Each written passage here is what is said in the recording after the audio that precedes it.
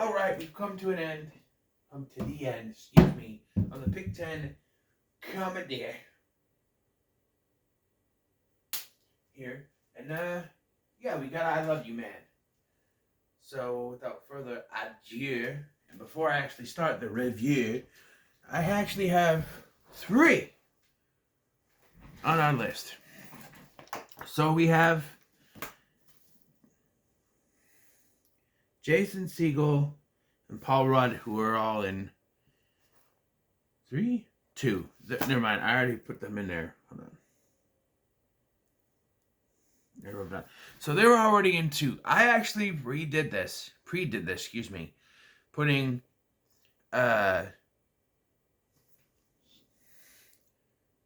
Jason Segel and Paul Rudd down. Bill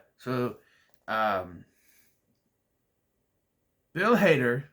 So we have ties all around. Everyone was in it twice. It was here. Bill Hader, 2 films. Pineapple Express.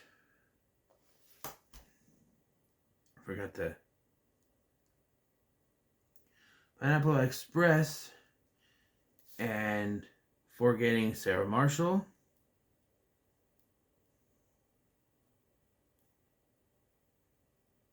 Jason Segel was also in twice. Forgetting Sarah Marshall and I Love You, Man. Paul Rudd. Forgetting Sarah Marshall and I Love You, Man. Craig Robinson in Pineapple Express.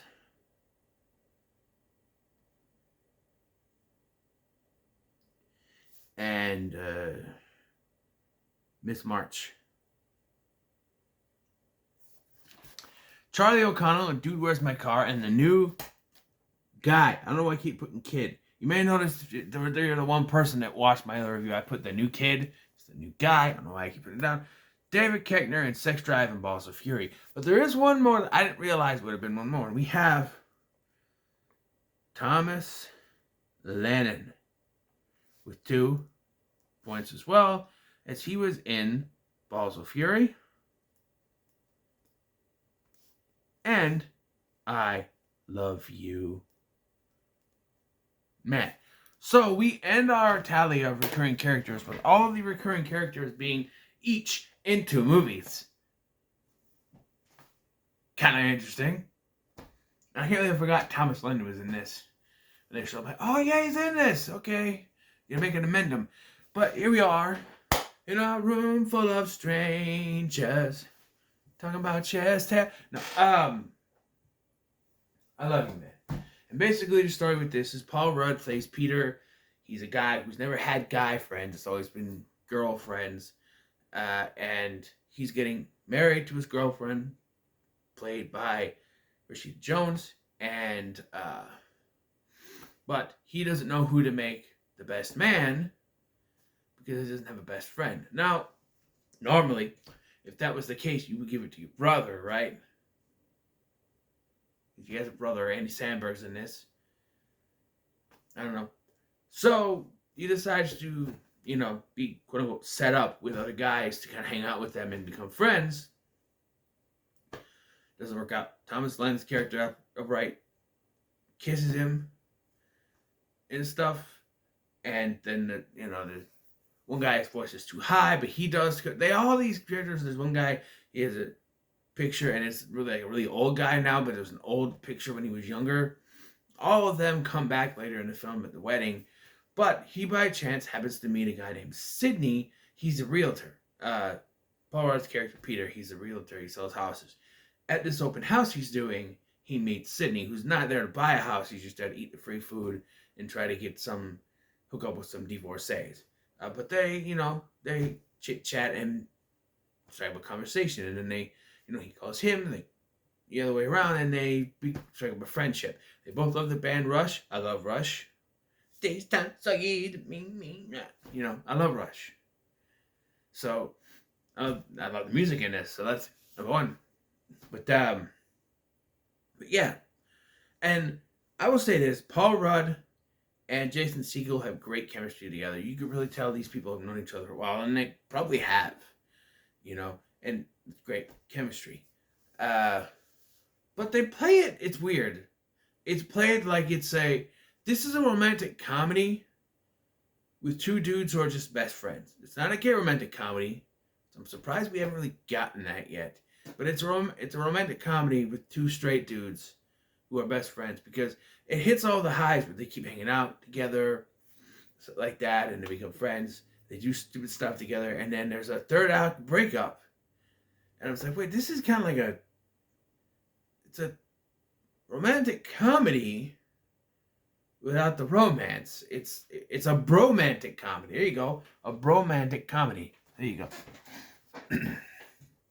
Yeah, there's even the third act breakup, and then he shows up later at the wedding, and yeah, it's really a bromantic comedy. It's kind of weird, but never once do you think, oh, this is gay, because these guys are friends. You know, it gets to the point where the fiance starts to feel left out, because like Sydney gets tickets to a Rush concert, and they take her with, but they don't, they're paying attention to each other and the thing, and the concert, and they're not paying attention to her, so she feels left out now around him. And yeah, and there's even like all the things you say in confidence, like in Confidence, Peter tells Sydney, "Hey, my fiance doesn't like giving me blowjobs," and so at a toast, at a dinner party, he brings it up, and then another private conversation, Sydney asks point blank, "So why are you getting married?" And so then he turns around and asks his wife why they're getting married. It pisses her off. There's also a subplot with Jon Favreau and Jamie Presley, where they're a married couple. Jamie Presley is one of Rashida Jones's character's friends in this, and she's married to Jon Favreau in this movie, and there's it's not really a subplot, but like they're constantly arguing, and it's revealed that after they argue, they have like make-up sex. So it's like one of those things where they have vicious arguments, but then they have make-up sex, and then at the end there's a payoff when she says she's pregnant. There's also puke jokes and shit jokes. A recurring joke where Peter walks his dog, even though we only see the dog when he's out walking it. We don't see maybe it's not naked. We can leave it alone. No, I don't know. But yeah, like he doesn't clean up after him, which is illegal, by the way. Like he just plays it off, yells at people like, "Get off my back!" But that's illegal to not clean up after your dog. You get big trouble for that. So yeah, But yeah, and I did love like I said, there's a third act breakup where they just we stop hanging out and stuff. Then at the wedding, Rashida Jones, I can't remember her name, but she notices that he's kind of bummed. But I do love how there's a line like, I wonder what the wedding party is gonna look like, because like his groomsmen, and it's his dad played by J.K. Simmons, his brother played by Andy Samberg, and then you got Thomas Lennon, the old guy, the guy with the high voice, and Lou Ferrigno, whose house he's trying to sell. Now there's a plot point where Sydney asks him for money and says, "Hey, I need money. It's a super secret thing," and then he ends up using it for the billboard. But he didn't use it for these billboards that help him sell houses and stuff, and it actually comes back to be a good thing. But like,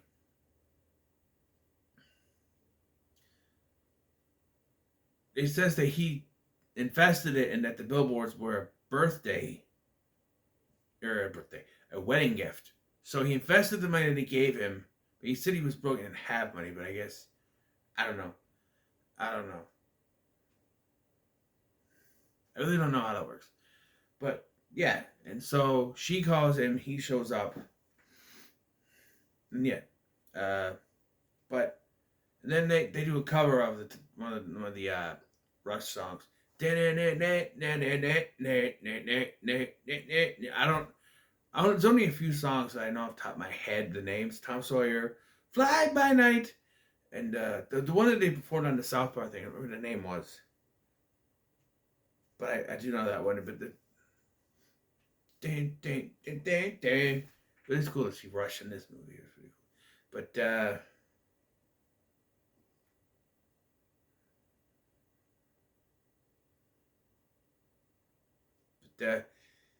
yeah. And there's a joke where at the wedding he's like, I got a toast. So he's like, I got a toast made. Like, no, because the last toast he made after he just apologized for the toast. But yeah, I enjoyed this movie. This is a shorter review, but why not? I enjoyed this movie. Thought it was pretty good. So if you're keeping score, most of them are pretty good, except for Sex Drive got a middle of the road, and Miss March got a So Bad It's Good. So all the rest though are pretty good, and I pretty much got my ranking set up. So after I end this, I'm gonna do my ranking and it'll be done. But what are your thoughts on I Love You Man? Leave no comments below. Make sure to like, share, and subscribe. Thank you for watching. I'm Scotty, and I'll see you in the next one.